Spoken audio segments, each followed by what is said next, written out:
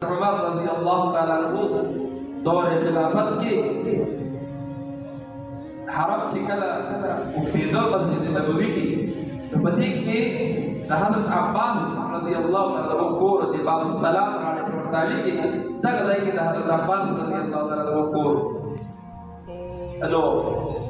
عمر رضی اللہ تعالیٰ عنہ بولا کہ تداغی چھت پردالا حرم تداغلے نشبارات بشو نعاق ابو بدا پردانی ابو بحرم تداغلے عمر رضی اللہ تعالیٰ عنہ بولا کہ آغا پردانی چھتا پرسا والی والا ویدہ نری کئی نری ویدہ حرم تو اوپر ازی نوفت موزو نکی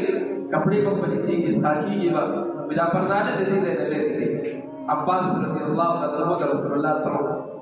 دے چلانے تے وہی دا زمان دا کور دا پردانی چھانے دے کھڑی دے خلق و طویل دا امیر المومنین دا رکھڑی دا امیر المومنین سوکتے چھتا زمان پردانی جبوتی